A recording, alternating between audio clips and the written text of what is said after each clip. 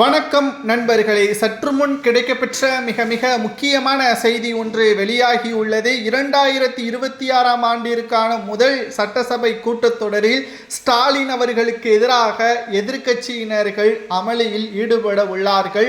வருகின்ற 20ஆம் தேதி இந்த ஆண்டிற்கான முதல் சட்டசபை கூட்டத்தொடர் நடைபெறுகிறது.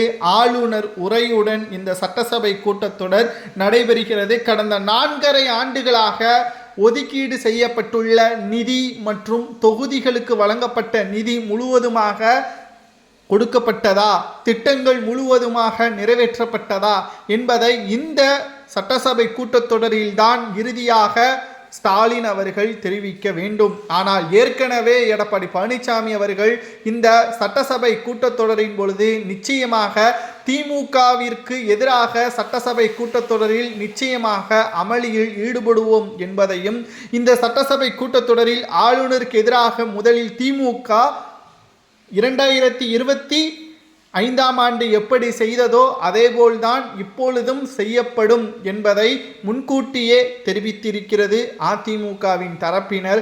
ஆளுநர் உரையை மாற்றி ஆளுநரை கோபப்படுத்தி திமுக தான் நல்லது, திமுகவிற்குத்தான் மக்கள் ஆதரவுகளை கொடுக்க வேண்டும் என்று தேர்தல் களத்தை தங்களுக்கு சாதகமாக மாற்றுவதற்கான ஒரு முயற்சியில் திமுக ஈடுபடும். அதை நிச்சயம் தமிழக மக்கள் இந்த முறை உணர்ந்து கொள்ள வேண்டும் என்பதையும், இந்த ஆண்டிற்கான முதல் சட்டசபை கூட்டத்தொடர் என்பதால் ஆளுநர் RN ரவி அவர்கள் உரையில் பல்வேறு குளறுபடிகளை திமுக செய்யும் என்பதும் நாம் கேட்கக்கூடிய கேள்வி ஒன்றுதான்.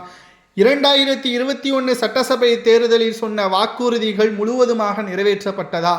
இடைக்கால பட்ஜெட் தாக்கல் இந்த முறை இந்த முதலாவது சட்டசபை கூட்டத்தொடரிலேயே அறிவிக்கப்படும். ஆனால் இதற்கு முன்னால் சொன்ன பட்ஜெட் முழுவதுமாக நிறைவேற்றப்பட்டதா?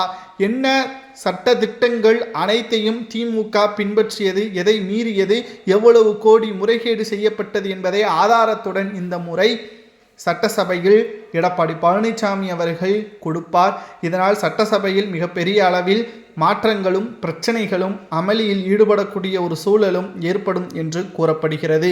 2026 தான் திமுக சட்டசபை தேர்தலில் களம் இறங்கப் போகிறது. இந்த சட்டசபை கூட்டத்தொடரில் இறுதியாக எடப்பாடி பழனிசாமி அவர்கள் கேட்கின்ற அந்த ஒவ்வொரு கேள்விகளும் தான் வரவு செலவு திட்டம், இடைக்கால பட்ஜெட் தாக்கல் என்று ஒட்டுமொத்தமாக இந்த சட்டசபை கூட்டத்தொடர் 10 நாட்கள் நடைபெறும் என்று கூறப்படுகிறது. இந்த 10 நாட்களும் சுவாரஸ்யமாக இருக்கிறதா என்று பார்ப்பதை விட திமுக சொன்ன அனைத்தையும் செய்துவிட்டதா என்பதை மக்கள் நன்குணர்ந்து அதற்கேற்ப ஓட்டுக்களை செலுத்த வேண்டும் என்று எதிர்க்கட்சியினர்கள் கூறி வருகிறார்கள்.